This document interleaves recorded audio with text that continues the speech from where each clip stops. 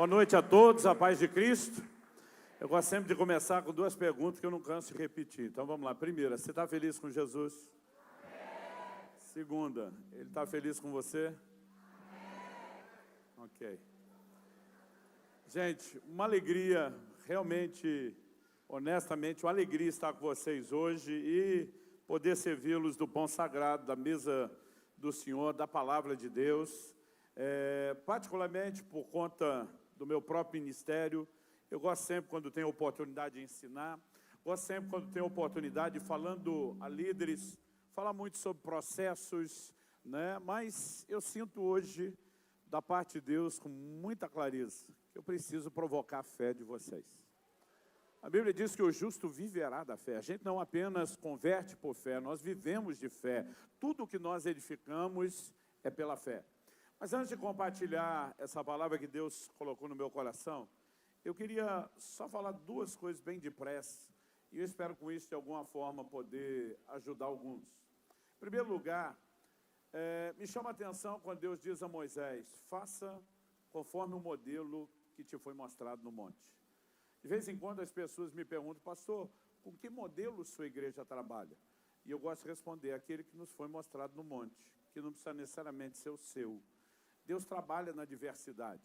Paulo diz aos Gálatas que o Deus que operou eficazmente o apostolado da circuncisão em Pedro, operou o apostolado da incircuncisão nele, Paulo.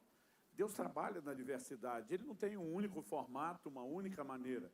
Mas mais importante do que você copiar aquilo que outros estão fazendo, eu acredito que uma boa definição de sucesso é o cumprimento do propósito de Deus. Então, é melhor você entender o propósito de Deus.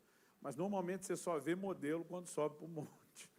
Quando vai orar, quando vai buscar Deus. Eu quero te encorajar. Deus tem uma identidade para o seu ministério, para a igreja, para o ministério que você lidera. E nós temos a responsabilidade de edificar de acordo com a planta. E quem determina a planta é Ele. O apóstolo Paulo diz, né, ninguém pode lançar outro fundamento, mas cada um veja como edifica. O como edifica, ele está falando da qualidade.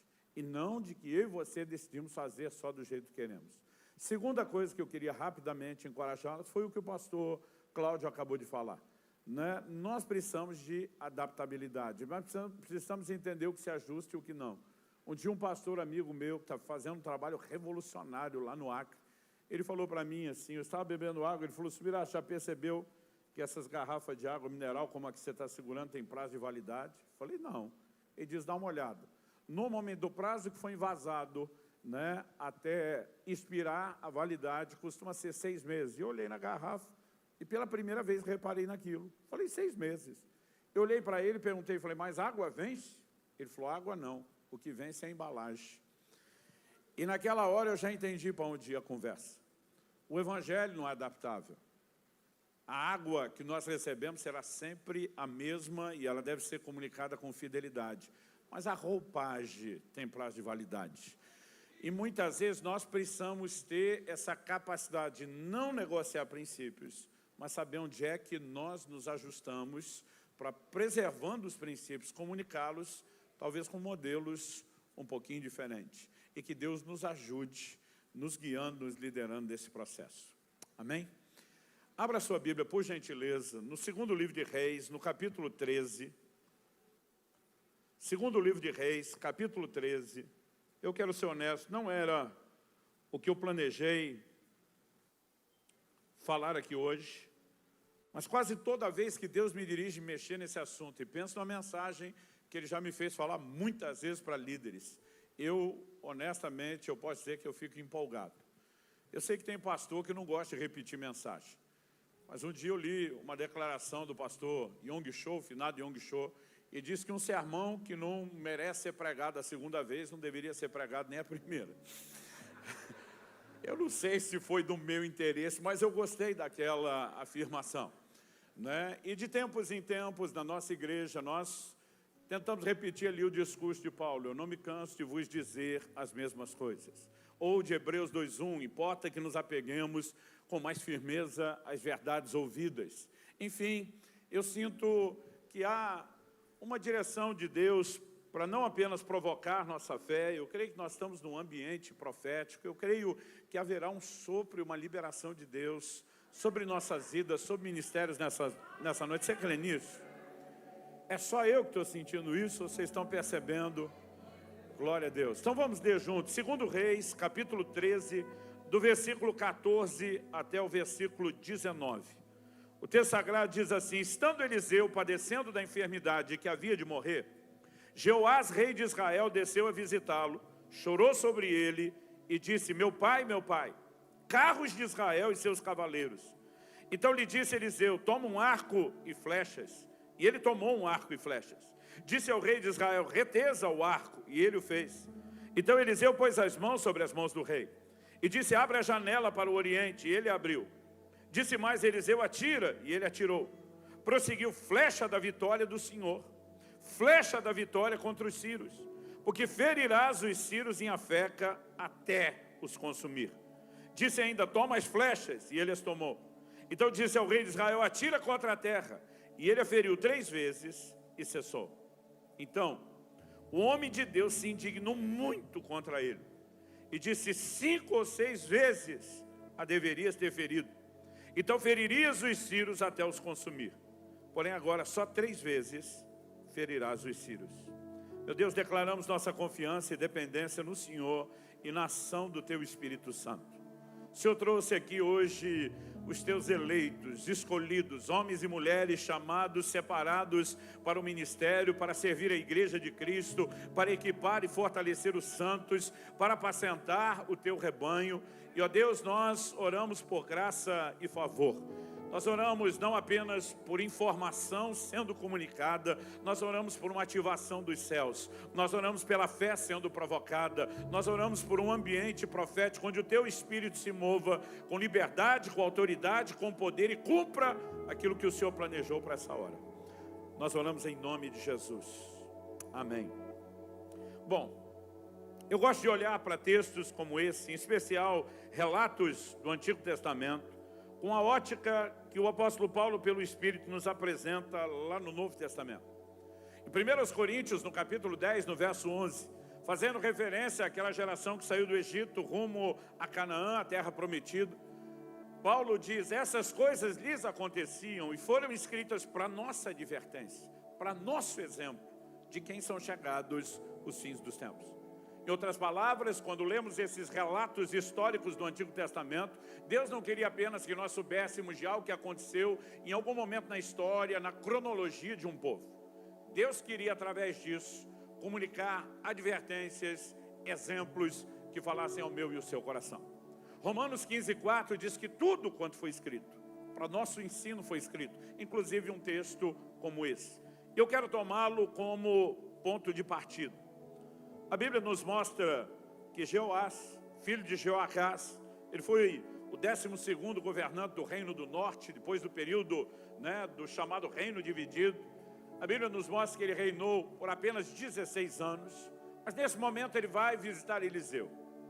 E a Bíblia nos informa que Eliseu estava enfermo da enfermidade que haveria de morrer. Nós lemos até o verso 19, mas logo depois, no verso 20, que não lemos, a Bíblia diz que Eliseu já morreu e o sepultaram. Quando você faz as contas dos reinados dos reis, nos quais Eliseu profetizou, ainda que você consiga imaginar que ele começou muito novo lá no início, você tem que dar pelo menos uns 80 anos de idade para Eliseu, a essa altura do campeonato, da história e da vida dele. Então Eliseu já está velho, a Bíblia menciona uma enfermidade, provavelmente consequência da idade, e o que me leva a acreditar que o rei Jeoás foi só para fazer uma visita social. Acredito que era uma visita de despedida, até porque ele usa uma linguagem que só Eliseu havia usado até então.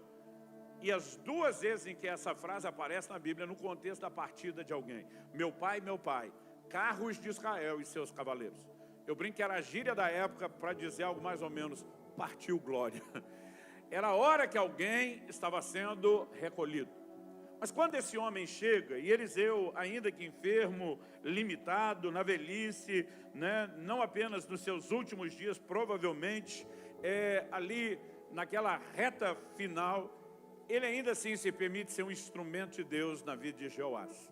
O que me faz acreditar que, independente dos meus e dos seus problemas pessoais, nós nunca podemos perder de vista a oportunidade de que Deus nos use para abençoar a vida de outras pessoas. Mas é no que acontece nesse cenário, quando Eliseu se dispõe a ser um instrumento de Deus na vida de Jeoás, que eu tenho exatamente o aspecto que eu quero destacar. É o comportamento de cada um dos dois, porque o comportamento de cada um deles é contrastante. Eliseu simplesmente olha para o rei e ele dá uma orientação que pode parecer estranha. Ele simplesmente fala para o rei, pega o arco e as flechas, o rei fez. Ele diz, agora retesa o arco, ele fez. Abre a janela que dá para o leste, para o oriente, ele fez. Atira, ele atirou. E quando o rei atira a flecha, Eliseu passa a profetizar. Essa é a flecha da vitória do Senhor contra os sírios. Particularmente, eu não acredito que essa flecha se transformou num míssil balístico de alta potência, caiu no arraial, no acampamento dos sírios e destruiu todo mundo. Provavelmente a flecha em si atirada não foi muito longe, não foi muito além do quintal da casa de Eliseu. Mas aquela flecha lançada era o que nós podemos chamar de um ato profético, de uma encenação profética. Era uma declaração no reino do Espírito, de que esse homem estava debaixo de uma palavra, debaixo de uma promessa, e que ele iria interagir com ela. Agora, tão logo ele faz isso, a Bíblia diz que Eliseu vira para ele e diz, pega mais flechas. E ele pegou. A palavra profética tinha sido clara. Você vai ferir os sírios em Afeca até os consumir. Leia-se aqui até de forma literal, até acabar com a sua raça. Aquela batalha era uma batalha antiga, geracional. Os sírios avançavam conquistando terreno em relação à nação de Israel. Depois de um tempo eles se fortaleciam, recuperavam o terreno perdido. Depois os sírios faziam o mesmo. E aquela luta, esse lenga-lenga vinha durando há muito tempo. E Deus estava dando ao rei Jeoás a capacidade de interromper aquele processo e vencer em definitivo o inimigo. Mas tão logo a palavra profética foi liberada, agora Eliseu vira para ele e diz, simplesmente fira o chão. Particularmente eu acredito que o rei entendeu que aquilo é uma extensão, uma continuidade do ato profético. Não acho que Jeoás imaginou, deve ter um sírio escondido debaixo da areia, infiltrado aqui na casa de Eliseu. Ele entende que aquilo é um ato profético. E ele corresponde com Eliseu, mas não como deveria. A Bíblia diz que ele fere a terra 1, 2 e 3. E na terceira, a Bíblia diz que ele parou. E quando ele parou, que me chama a atenção, que o verso 19 diz que o homem de Deus se indignou muito contra ele. A expressão indignou muito é uma tradução ainda polida. De acordo com os léxicos, o original hebraico diz que ele ficou muito irado, muito bravo.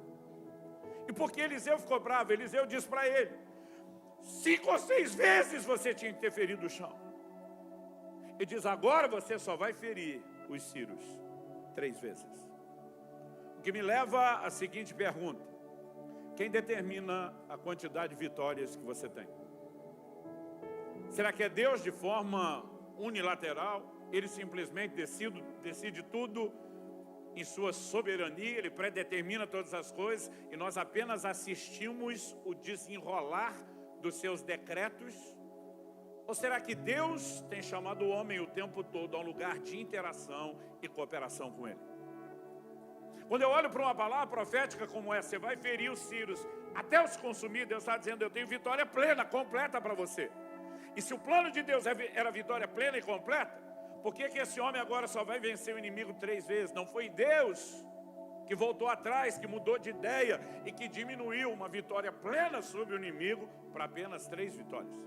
Aliás, o verso 25, que nós não lemos, depois se refere ao que aconteceu com Jeoás nos seguintes termos. Jeoás, filho de Jeoacás, retomou as cidades das mãos de Ben-Hadad, era o rei da Síria, que este havia tomado das mãos de Jeoacás, seu pai, na guerra.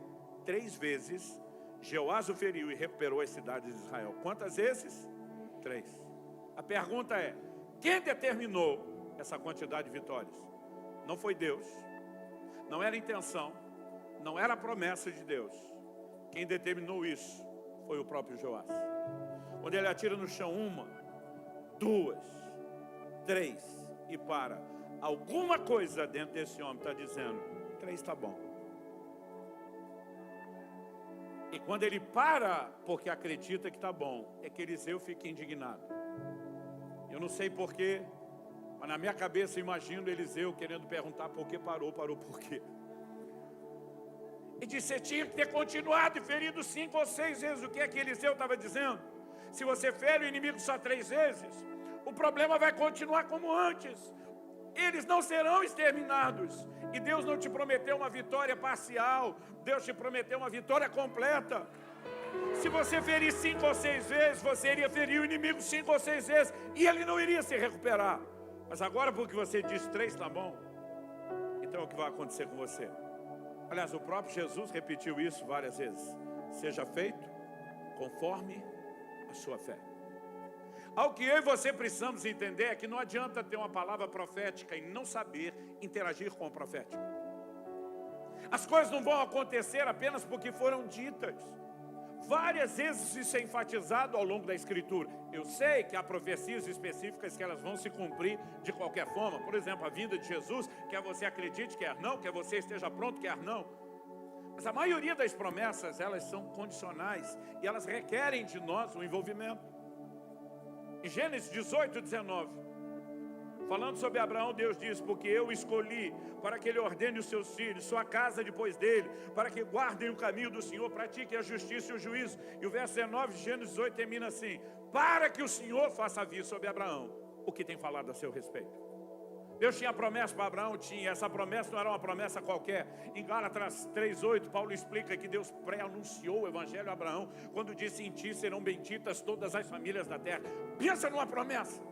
Mas Deus está dizendo, para que o Senhor faça vir sobre Abraão o que falou, Abraão tem que fazer a parte dele. Aí você vai para o Novo Testamento, 1 Timóteo 1:18. Paulo diz ao seu discípulo, de acordo com as profecias que foram ditas a teu respeito, combate, firmado nelas, o bom combate. Ele está dizendo, Timóteo, você tem palavra profética? Tem. Cai para cima, meu filho. Luta por aquilo que foi dito e falado para você. Porque se essas coisas se cumprissem espontânea e automaticamente, não haveria necessidade da gente fazer nada. Mas é aqui que muito crente age de forma equivocada. Deus está dizendo, eu quero fazer minha parte, mas você tem que fazer a sua. E diz, não, o Senhor que faça tudo. E nós muitas vezes não temos correspondido à altura fazendo a nossa parte. Agora, o que limita muito de nós, quando eu olho para Jeoás para mim joga no time dos conformados. Eu não sei o que levou a decidir 3, tá bom. Muitas vezes a gente não para pensar no custo de uma guerra. Davi passou a vida inteira guerreando. Quando você olha o reinado de paz de Salomão, parece que quem usufruiu o negócio foi Salomão. Eu não sei se Jeoás disse, eu não quero passar minha vida inteira lutando. Eu não sei o que levou a decidir isso. Mas um cara que antes tinha uma palavra, você vai ferir os filhos até os consumir. Agora, ouve o mesmo Deus dizendo, agora você só fere 3 vezes e não vai mais consumi-los. Em outras palavras, ele está dizendo que você vai viver é inferior àquilo que eu tinha provisionado para você. Porque você é um conformado. Eliseu, por outro lado, num belo de um contraste, joga no time dos inconformados. E é por isso que ele está tão indignado. Porque pouca coisa gera tanta indignação no inconformado como o conformismo de outros. E o tema da minha mensagem hoje para vocês é, não se conforme. Você pode falar para algum vizinho aí à sua direita ou à esquerda. Fala, não se conforme. Agora, vamos colocar os pingos nos is. Não existe motivo para que eu e você nos acomodemos a nada que seja inferior àquilo que Deus prometeu e que Ele nos disponibilizou.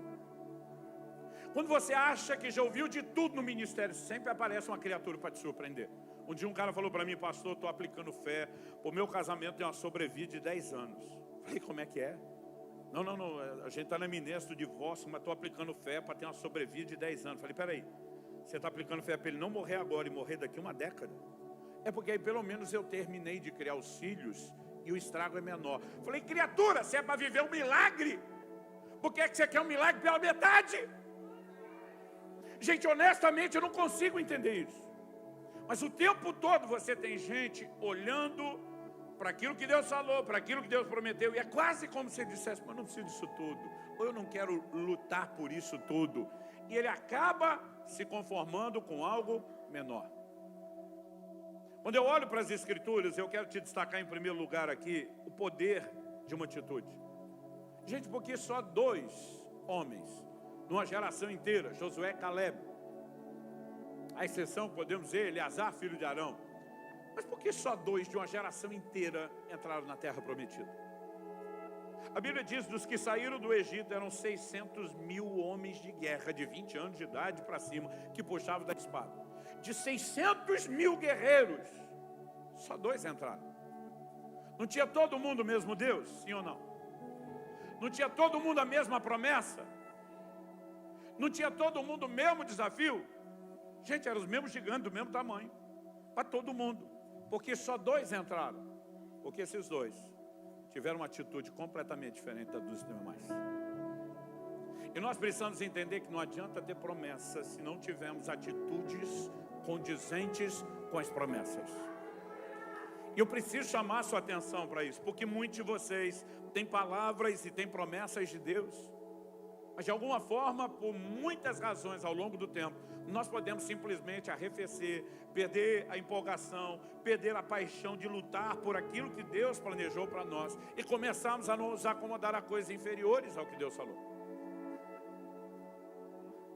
Existe um grito dentro de mim desde a minha adolescência, um grito que encontra eco na voz de Gideão. Quando o anjo do Senhor aparece para Gideão, gente, eu não sei como você lê a Bíblia, eu gosto de ler a Bíblia me imaginando lá dentro da história, imaginando como eu reagiria no lugar. Eu tento imaginar o cenário, as emoções do que é aquilo tudo. Mas tem uns crentes que lêem a Bíblia de um jeito muito sem graça, que parece que não tem emoção nenhuma. Então o anjo de Deus aparece a Gideão e diz, o Senhor é contigo, homem valente.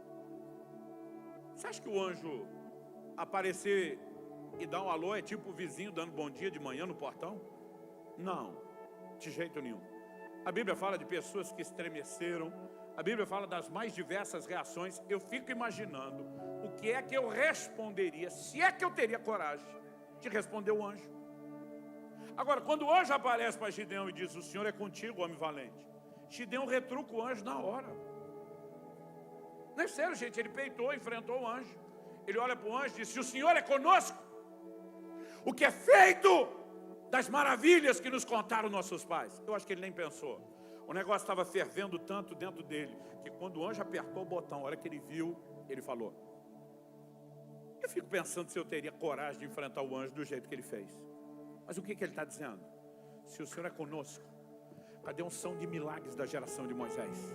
Se o Senhor é conosco, cadê a unção de conquista da geração de Josué? Se o Senhor é conosco, por que é que o pau não está quebrando? Por que é que o sobrenatural não está acontecendo? Agora pergunta. Para mim é evidente que Gideão joga no time dos inconformados. Ele não aceita o declínio espiritual, ele não aceita a falta de avivamento. Pergunta. Gideão era um inconformado só porque Deus o escolheu? Ou Deus o escolheu porque ele era um inconformado? Essa pergunta é importante. Segundo Crônicas 16:9, a Bíblia diz, quanto ao Senhor, os seus olhos passam por toda a terra. Essa expressão que os teólogos chamam de antropomorfismo, nome complicado, ela é usada para mostrar o que? Deus está tentando comunicar a procura. Ele não precisa passar os olhos como nós fazemos, mas Ele quer nos comunicar a ideia de que Ele está procurando como a gente procuraria alguém no auditório. Os seus olhos passam por toda a terra. Quem que Ele está procurando? O texto diz, quanto ao Senhor, seus olhos passam por toda a terra, para se mostrar forte àqueles cujo coração é totalmente dele. Deus não vai se mostrar forte para todo mundo. Ele está procurando onde estão aqueles cujo coração será totalmente meu, voltado totalmente para mim. Deus diz, para esses eu vou mostrar minha força. Então não são todos que verão seu poder da mesma forma, mas há alguns que estão olhando para Ele dizendo, não, o Senhor é maior do que o que nós estamos vendo acontecer. O Senhor tem mais do que nós estamos presenciando. E algo simplesmente começa a entrar em ebulição dentro desses inconformados. Se em primeiro lugar nós precisamos destacar o poder de uma atitude, porque isso nos leva a qual conclusão? O conformismo limita, mas o inconformismo nos faz ir além. A segunda coisa que eu quero destacar, depois dessa primeira, do poder da atitude, é que eu e você não devemos aceitar menos do que foi prometido. Se Deus está dizendo que você vai ferir os sírios em Afeca até os consumir, gente, Nós precisamos ter o bom senso de imaginar que se tem alguém que sabe das coisas é Deus. Não pode ser que ele fez uma promessa, ele não sabe o que ele está falando, ele não sabe o que ele quer, ele não sabe por que ele fez. Se eu e você não entendemos o que ele prometeu, a conversa é outra.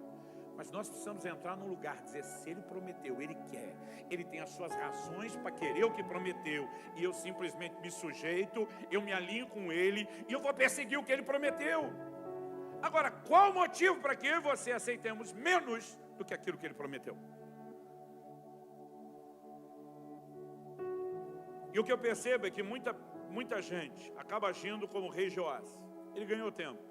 Pelo menos se esses sírios não dominar a terra de Israel, eu me garanto, não tem problema se eu vou consumi-los ou não, se a outra geração tem que lidar ou não com o problema. Ele meio que empurrou com a barriga. Quando eu olho para o ensino bíblico do contentamento, eu vejo que ele diz respeito a questões materiais no sentido de não te controlarem. Você nunca vai achar nada na Bíblia de contentamento sobre promessa divina. Não, já está bom antes da hora. O que Deus espera de mim e de você é que a gente não aceite nada menos. E para que você entenda a indignação do Eliseu com um conformado, você tem que olhar o perfil que a Bíblia traça do Eliseu como inconformado. Gente, 1 Reis 19, não dá para falar de Eliseu sem falar de Elias. Porque como é que Eliseu aparece no cenário bíblico? Quando Elias desiste do ministério. A Bíblia nos mostra que Elias foi usado por Deus no alto do Carmelo, faz descer fogo do céu, a nação cai de joelho gritando, só o Senhor é Deus. E para mim, Elias ele consegue ser a encarnação da bipolaridade. Depois de um cenário desse de avivamento, Jezabel ameaça ele. A Bíblia diz que ele foge primeiro para o deserto, depois para uma caverna. E lá no deserto ele fala para Deus, melhor me é morrer do que viver. O curioso é que a Bíblia diz que ele fugiu de Jezabel para salvar a sua vida. Ou seja, ele não queria morrer. Se eu sou Deus, eu digo, filho, quer morrer? Volta lá que Jezabel resolve o seu problema, ué. Outro dia alguém me perguntou, pastor, e aí, o Elias queria morrer ou não queria morrer? Eu falei, meu querido, nem a gente sabe o que quer, nós vamos conseguir imaginar o que é que os outros queriam. Aí o cara falou assim para mim, não, eu tenho uma opinião. Eu falei, qual? Não, é que ele não queria morrer pela mão de uma mulher. Não era nem mulher, ele falou de uma mulher. Eu falei, o fato é que nós podemos transicionar em extremos emocionais. Mas todo o discurso de Elias é de alguém que desistiu. O que é que ele diz para Deus? Eu não sou melhor do que meus pais. É como se ele dissesse, eu tinha uma expectativa de ser mais do que a geração anterior, de além. Eu não fui a lugar nenhum. De alguma forma, Elias parece dizer para Deus, deu a conta, deu a tampa, deu o que tinha que dar, estou fora. Ele apresenta para Deus a sua carta de missão. Agora, cuidado com aquilo pelo qual você ora e pede. Porque Deus aceitou. Mas Deus diz, bonitão, o ministério é algo tão sério, mas tão sério, que até para desistir tu tem que ser responsável. Então, se você quer vazar antes da hora e terminar o que tem, acha um substituto. Mas Deus diz, não é nem você que procura, sou eu que escolho. A vida inteira eu acreditei que Eliseu era discípulo de Elias a vida inteira. Deus vai falar o nome de quem vai substituí-lo pela primeira vez ali. Deus fala assim para Elias, você vai ungir Jeú, rei de Israel, Azael, rei da Síria, e Eliseu, filho de Safate, profeta em seu lugar. Deus diz, são suas últimas atribuições. Sabe o que é curioso? Elias não ungiu nem Jeú, rei de Israel, nem Azael, rei da Síria. Quem teve que fazer isso depois foi Eliseu, porque ele nunca fez. Ele foi direto no Eliseu. Como quem diz, só vou arrumar o substituto, ele que resolve o resto. Eu estou fora. De alguma forma ele desistiu. Agora o homem tinha crédito pra caramba. Porque mesmo desistindo da forma como desistiu, foi levado com honra. Outro dia um falou para mim, se Elias desistir, eu acho que eu também posso desistir. Eu falei, se tu tiver o mesmo crédito que ele, tenta a sorte. Agora, não fez nada e tá achando que vai sair de boa, aí é contigo. Agora, gente, vamos parar para pensar. Na hora que o Elias simplesmente está desistindo, Deus diz, eu sei com quem você vai continuar. Deus diz, unge Eliseu, filho de Safate, profeta, em seu lugar. Gente, isso não está em nenhum outro lugar da Bíblia. Alguém sendo ungido profeta no lugar do outro. Mas por que tinha que ungir profeta no seu lugar? Porque ele está querendo sair antes de terminar, e alguém tem que terminar aquilo que ele começou. Aí ele vai, unge o Eliseu, e a resposta do Eliseu é incrível. Gente, você percebeu quantas vezes Deus tem que falar com Josué? Na hora de substituir Moisés, não temas, não te espantes, ser forte, corajoso, como fui com Moisés, serei contigo, porque o homem está tremendo na base, e eu não julgo quem de nós não estaria. Porque você começar o ministério do zero já é um desafio, mas começar substituindo um cara do nível de Moisés. Agora, depois de Moisés, o maior vulto do Antigo Testamento, na minha opinião, é Elias. Mas quando Elias diz para Eliseu, você sabe o que eu fiz com você? Ele diz, estou dentro, bora. Ele não hesita, ele não treme na base. E a postura dele desde o início é muito firme e muito segura. Mas o que me chama a atenção é quando em 2 Reis, no capítulo 2, a Bíblia diz que eles saem de Gilgal e Elias fala para Eliseu, chegou o dia. Porque os profetas, os filhos dos profetas começam a abordá-los em vários lugares onde eles passam. E pergunta para Eliseu, você sabe que é hoje que o Senhor vai tomar o teu Senhor por sobre a tua cabeça? A Bíblia diz que Deus não fará coisa alguma sem antes revelar aos seus servos os profetas. Agora pensa numa turma que não sabe guardar segredos, são os profetas. Mas onde ele chega e a turma pergunta, ele diz, eu sei. Fecha a matraca aí, eu sei o que está acontecendo. Mas quando o Elias diz para ele, segura a onda aqui em Gilgal, garoto, porque o Senhor me mandou a Betel, ele diz, tão certo como vive o Senhor, não te deixarei nem largarei do teu pé. Isso na tradução da Bíblia, na linguagem de hoje do pastor Santos Subirá, minha própria. Eu preciso parar de brincar com isso. Vocês já ligaram no nosso escritório querendo comprar a minha versão da Bíblia. E o povo explicar, não tem uma brincadeira. Não, ele cita pregando. Falou, não, é só uma brincadeira. Mas ele diz, cara, eu não te largo. E aí sai de Gilgal a Betel. Aí em Betel ele fala a mesma coisa. Garoto, segura a onda aqui. O Senhor me mandou a Jericó. Tão certo como vive o Senhor. Não te deixarei, não largarei do seu pé. Em Jericó ele diz, o Senhor me mandou a Jordão. Eu imagino na última. Não sei porque na minha cabeça imagino um Elias estressado. Talvez pelo meu temperamento colérico, meio estourado. Eu já imagino um Elias fazendo a pergunta que fez para Eliseu. Quando passa um Jordão. No seguinte tom, que queres que eu te faça antes que eu seja tomado de ti? Para mim essa frase é mais ou menos assim, garoto, você não me dá espaço, é meu último dia, são minhas últimas horas e você não me dá espaço, o que é que está faltando? E parece que Eliseu esperou isso o dia inteiro, ou talvez todos os dias daquela caminhada que nós não sabemos quanto foi. Ele simplesmente olha para o Elias e diz, eu quero porção dobrada do Espírito que está sobre você. Gente, eu não creio que ele estava pedindo porção dobrada do Espírito Santo. Outro dia alguém falou para mim, pastor, eu quero porção dobrada do Espírito Santo. Olha para mim e falei, se vier porção dobrada você morre, tu não aguenta um dele, imagina dois. Onde ele diz porção dobrada do Espírito que está sobre você, ele está dizendo da unção que te define, que define o seu ministério, que define as suas realizações. Aliás, é a coisa mais lógica na interpretação bíblica. Porque quando você conta os grandes milagres de Elias foram 7, os grandes milagres de Eliseu foram 14. Se você soma todos os de Elias, são 14. Se você soma todos os de Eliseu, está 28. A conta fecha de qualquer forma como dobro. Curioso é que Eliseu partiu antes do último milagre, mas Deus não fica devendo nada para ninguém.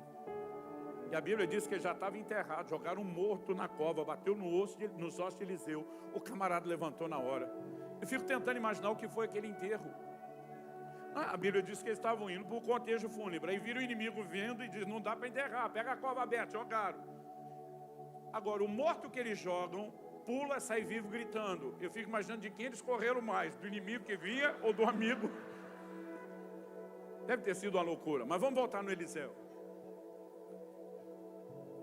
O que acontece nesse dia, na partida de Elias, é muito significativo para mim.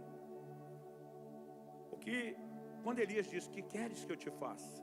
E Eliseu responde, o que é que Elias diz para Eliseu?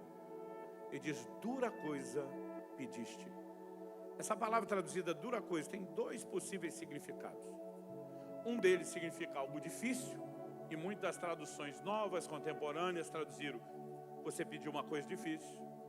Outra possibilidade, fala de algo que fere, que machuca. Então seria, numa linguagem mais contemporânea, uma espécie de magoei. Tipo, essa doeu. Você quer ser melhor do que eu, velho? Qualquer uma das duas não me parece ser nada tão bom.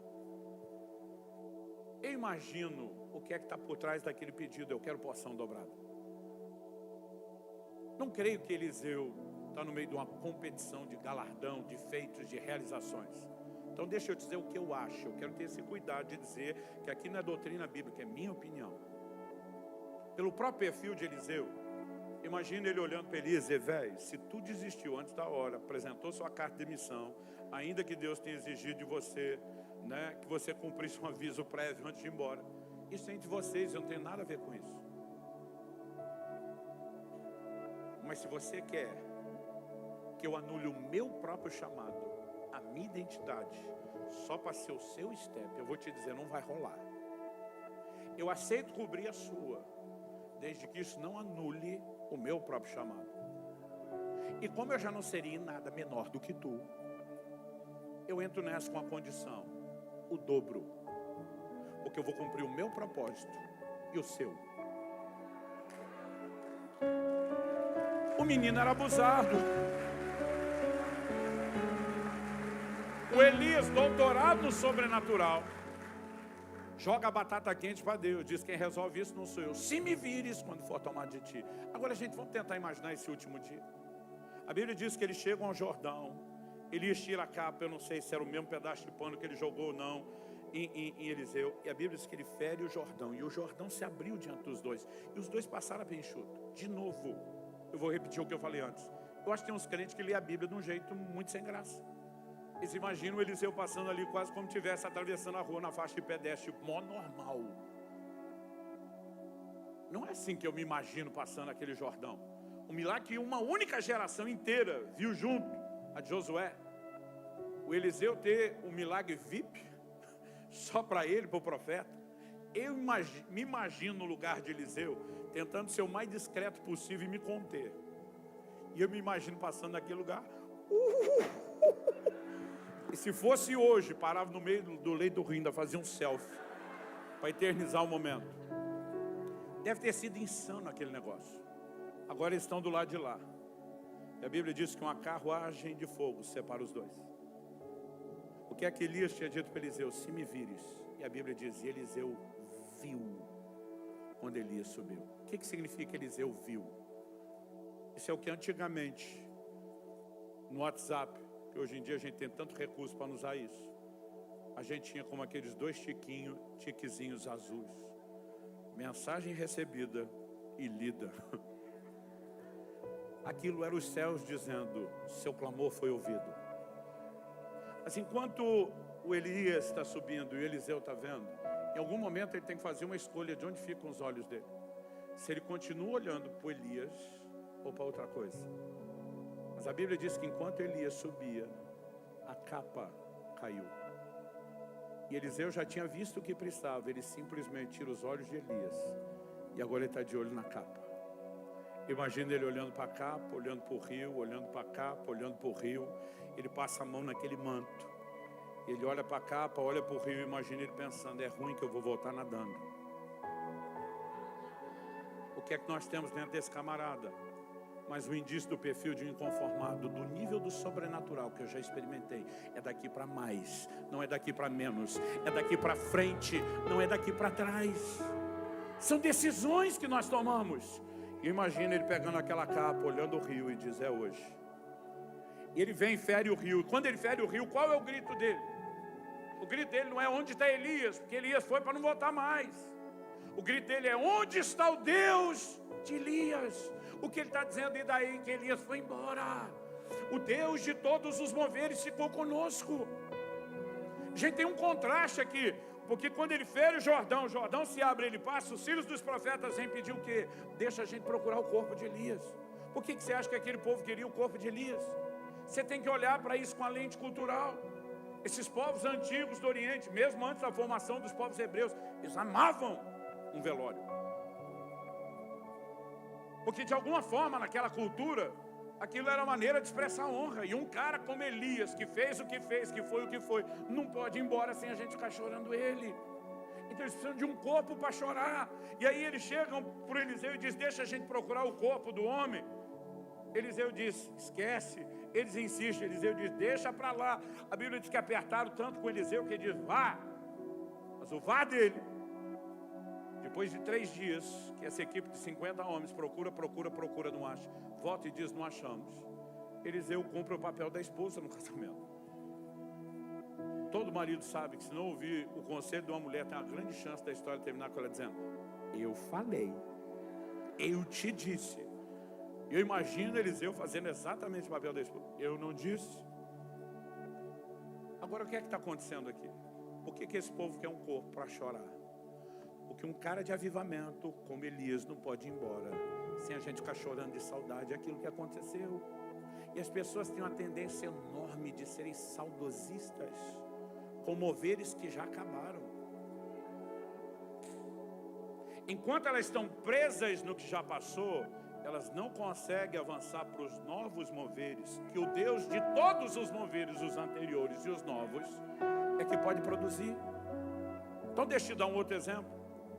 Quando a nação de Israel volta do cativeiro da Babilônia, liderada por Esdras, elas presenciam a reconstrução do templo. Pela primeira vez tem uma geração que não conheceu o templo. Foi destruído antes deles nascerem na Babilônia. Eles só ouviram as histórias de que um dia Shekinah, a glória de Deus, encheu aquela casa. Eles têm muitos relatos, mas pela primeira vez eles estão diante da possibilidade, da iminência de ver alguma coisa acontecer. Então no dia da inauguração do templo, a palavra de Deus diz lá em Esdras, no capítulo 3, dos versículos 10 a 13, que 2 grupos se dividiram com sons diferentes.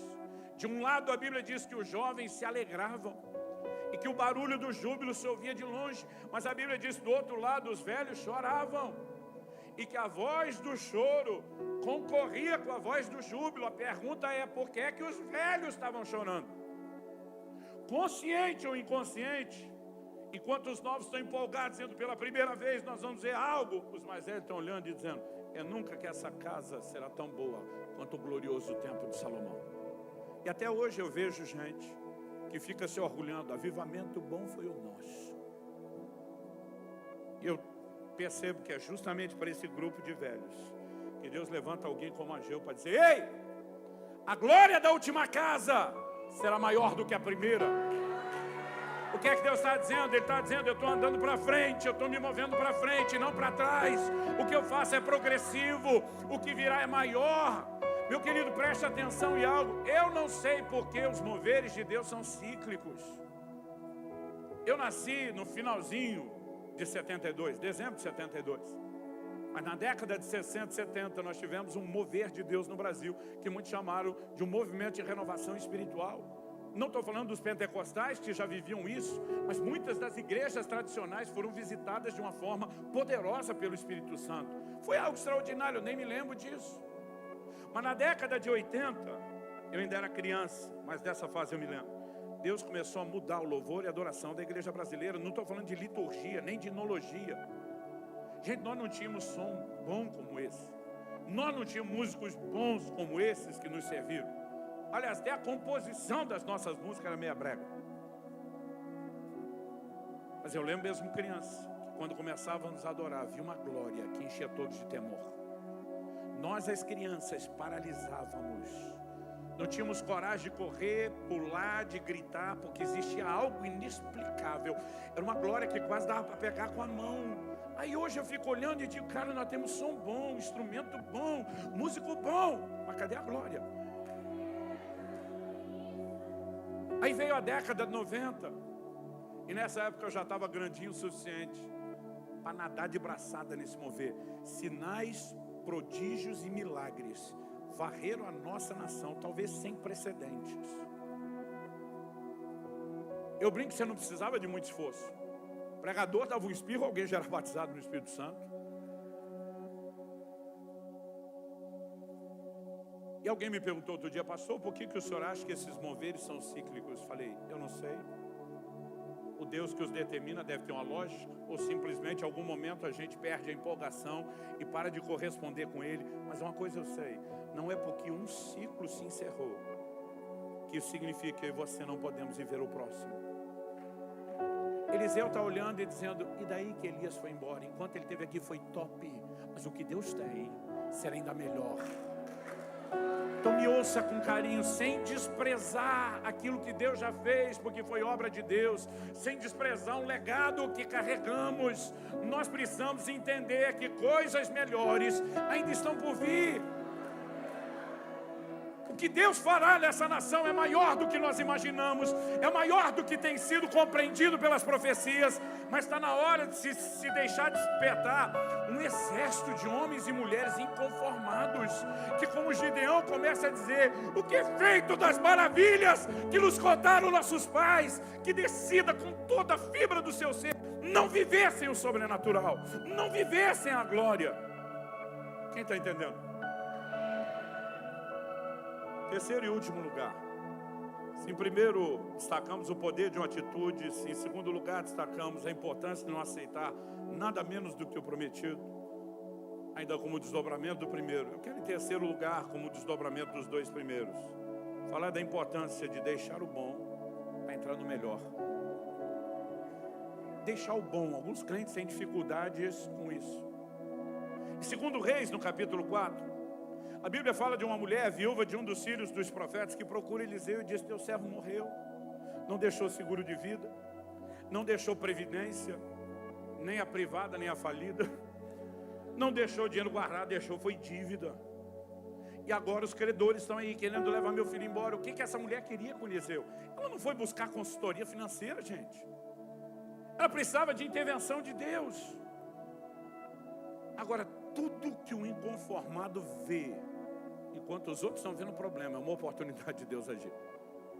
Enquanto essa mulher chega aflita, preocupada, Eliseu só olha e diz, o que é que você tem em casa? Para mim é tipo, de onde é que nós podemos começar? A mulher responde com muito crente, diria, tua serva não tem nada, a não ser um pouco de azeite na botija, porque é impressionante como as pessoas desmerecem aquilo que tem. Outro dia alguém me perguntou, pastor, o senhor vai em igreja pequena, ministério pequeno? Eu falei, quem tem ministério pequeno é o diabo. Não existe esse negócio. Não é que eu estou começando. Falei, então você está em algo grande na fase embrionária. As pessoas diminuem o que têm, o que Deus lhes entregou, o que Deus lhes deu, e não é de admirar que às vezes a coisa não rompa. Querido, preste atenção, Deus não faz acepção de pessoas.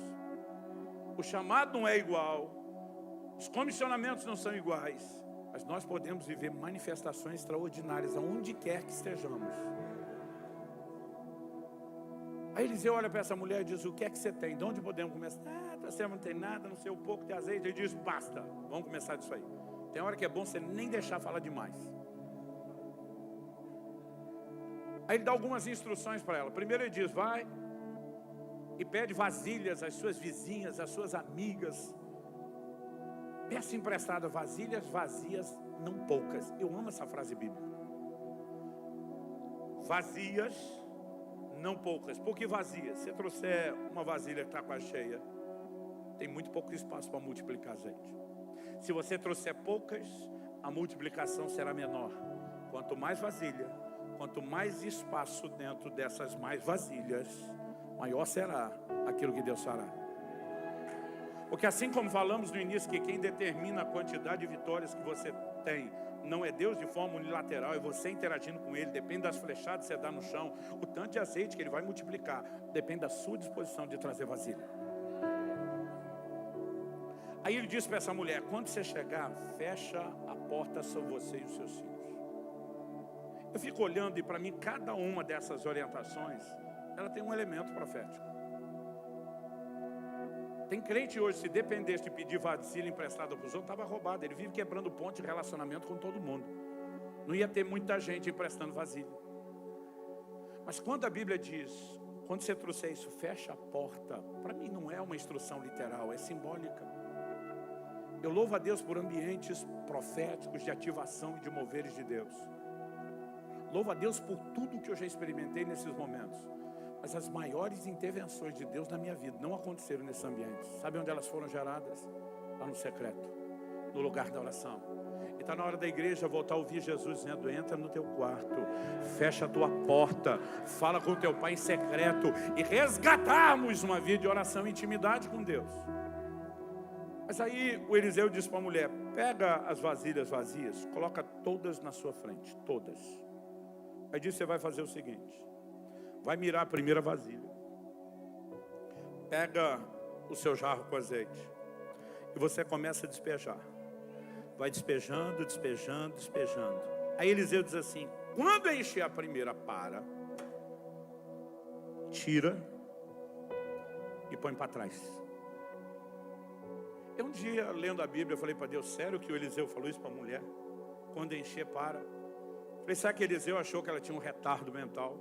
E que se não explica, está cheia, para, ela ficar o resto do dia derramando, e aquele azeite transbordando, e enchendo o chão da sala da casa. Eu pensei comigo, falei: não faz sentido. E o Espírito Santo me disse: a menos que a instrução não seja meramente literal. E de repente explodiu algo. Revelação é algo difícil de explicar, porque você enxerga em fração de segundos o que às vezes com horas tentando falar você não consegue explicar. Mas naquele dia Deus abriu os meus olhos, eu entendi algo. Eu vou tentar apresentar o menor resumo. O que Deus faria na vida daquela mulher não era um grande milagre, era uma sequência de milagres. Cada vasilha era um novo milagre. Eliseu está dizendo: quando Deus tiver feito o primeiro, tira da sua frente e põe para trás. Por quê? Ele está dizendo: foca no que tem para acontecer, não no que já aconteceu.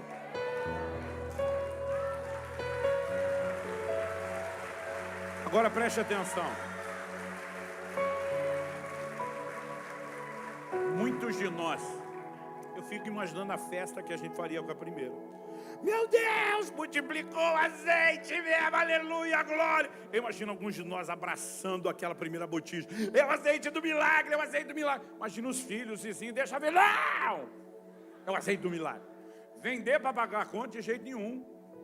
Alguns de nós íamos guardar aquilo o resto da vida como uma espécie de troféu, porque consciente ou inconscientemente, o que é que nós estamos dizendo? Nunca vai rolar outra dessa. Agora Deus está dizendo: foi lindo o que eu fiz, tira da sua frente, põe para trás, foca no que eu quero fazer. E essa mulher simplesmente obedece, e os milagres, foi um prazer conhecê-lo, foi uma delícia recebê-lo, partiu para o próximo, e ela foca. E quando Deus enche a segunda, põe para trás, foca na próxima. E quando enche a terceira, põe para trás, foca na próxima.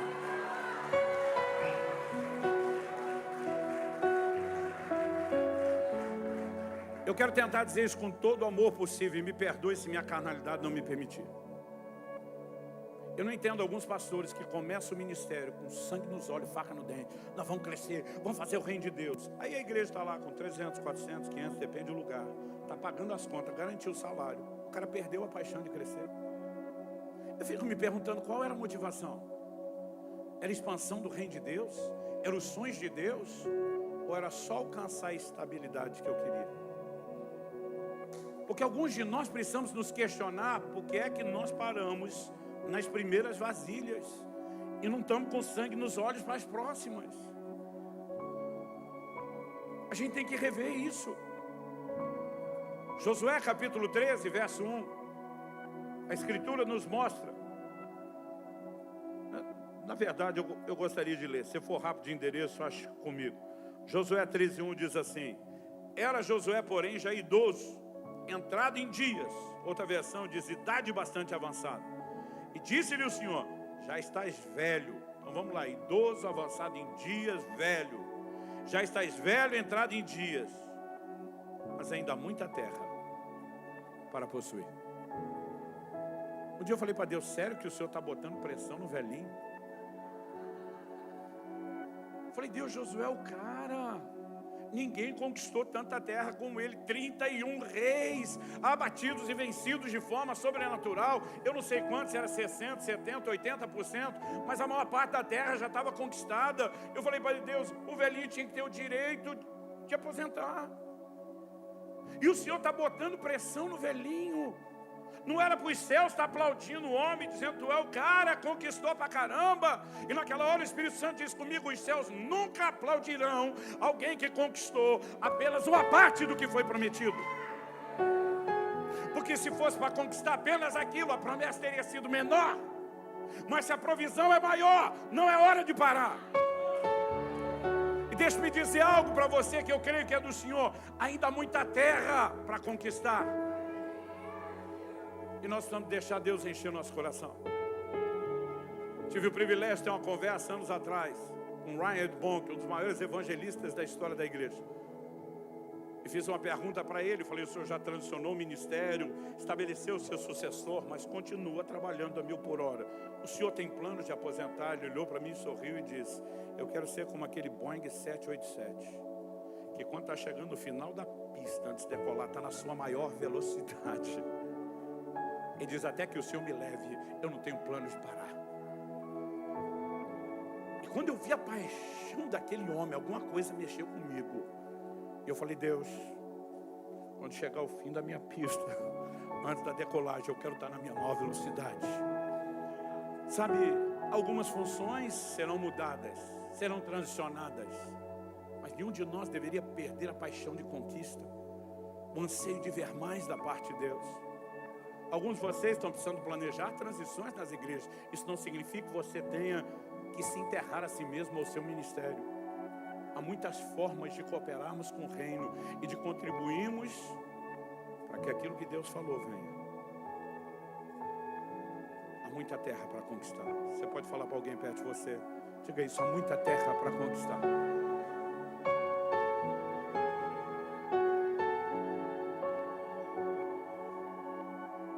Pastor Marcos, há muita terra para conquistar.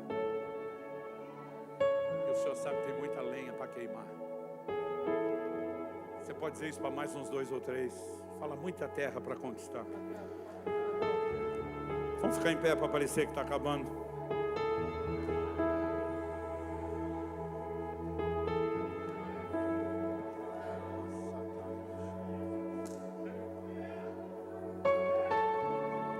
Segundo aos Coríntios 4:13, o Espírito Santo é chamado de o Espírito da fé. E o Espírito da fé está se movendo nesse lugar hoje. Alguns de vocês entraram aqui talvez abatidos, talvez tenha tido gente dizendo: Deus, se o senhor não falar algo claro comigo hoje, lá no sul a gente diz: vou largar os bets. Aqui tem esse negócio não?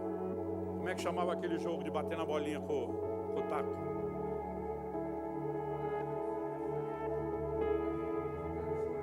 Taco ball. A gente chamava o taco, segurava de bet. E quando alguém desistia do jogo, a gente dizia: largou os bets. Alguns de vocês entraram aqui, talvez já dizendo: Deus, eu acho que chegou a hora de parar.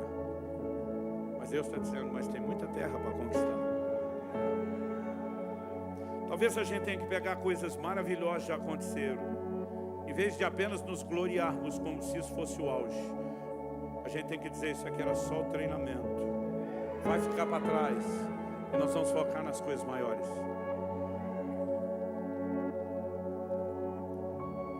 Deus quer colocar dentro de nós uma visão de grandeza, não da nossa grandeza, não da grandeza do nosso ministério, mas da grandeza dele. Quando eu e você damos as mãos para Ele, decidimos ser cooperadores dele. Gente, é algo que não podemos abrir mão, é a marca do sobrenatural.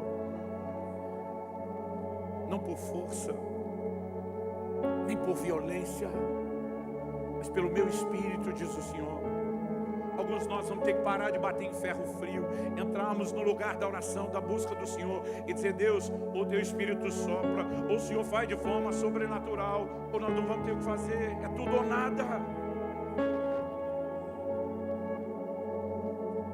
Mas eu tenho certeza que Deus quer encher e fortalecer o seu coração, não apenas de um ânimo que pode acabar em uma semana ou um mês, não apenas de um gás emocional, mas que você pode ser fortalecido sobrenaturalmente essa noite. Desde que eu entrei aqui, começamos a adorar, parece que eu agarrei num trifásico desencapado. Eu falei: pastor Cláudio, tem um espírito de fé. solto, com menos solto nesse lugar. É o mover do Espírito de Deus. E Ele está aqui por causa de você, para capacitá-lo. Eu gostaria que nós pudéssemos clamar a Deus. Talvez seja a hora de resgatar lá do fundo de nós um grito esquecido, tipo de Gideão, que é feito das maravilhas que nos contaram nossos pais.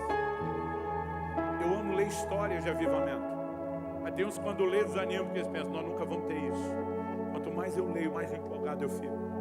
Eu falo para Deus, e daí que Elias foi embora, e daí que Charles Finney já foi embora, e daí que cada uma dessas gerações desse ciclo já passou. O Deus de Elias não foi embora. E está na hora de, em vez da gente tentar resgatar avivamentos que já se encerraram, reconhecemos que o Deus de todo avivamento continua conosco. Promessas de Deus sobre o Brasil, de que nós seríamos um celeiro de missionários para o mundo. Isso não significa que a gente seja melhor do que os outros, mas existem algumas estratégias que Deus quer usar.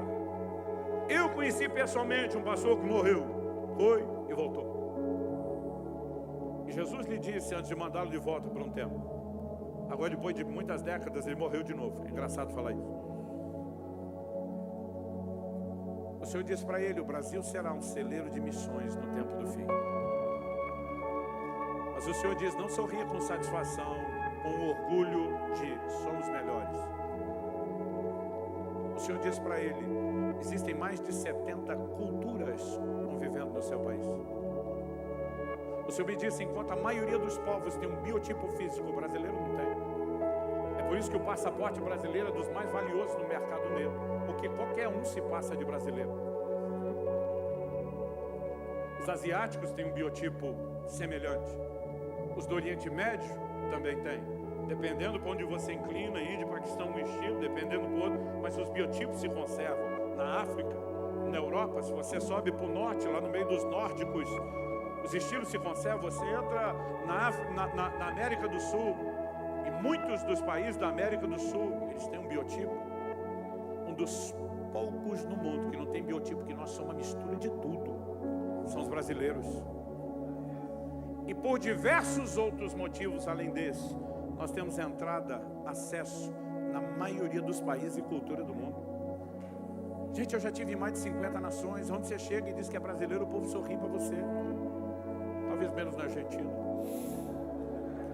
que pela rivalidade do futebol a gente tem um pouco de enrosco.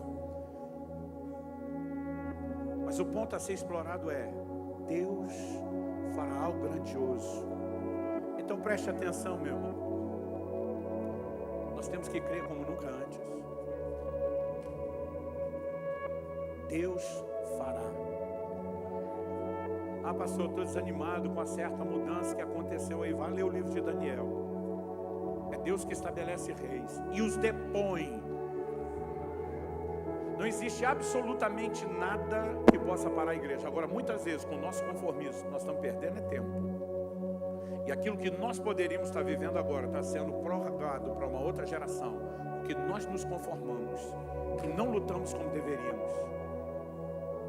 Mas os olhos do Senhor estão passando sobre esse lugar hoje, buscando onde estão os corações que são inteiros para comigo, que vão me dizer, estamos juntos, Deus, bora cair para cima de ver esse negócio acontecer. Levante sua voz e ore. Enquanto os músicos ministram, eu vou pedir que a princípio você não cante com eles. Ore e clame por um tempo novo na sua vida, na sua casa e no seu ministério. Ore como se tudo dependesse dessa oração hoje. Levante sua voz. Eu pedi para você ficar em pé, mas ore como se achar melhor, em pé, sentado de joelho, em voz alta, em voz baixa, no seu lugar, aqui na frente, lá no fundo. Simplesmente derrame seu coração diante de Deus e deixe o Espírito de Deus te tocar.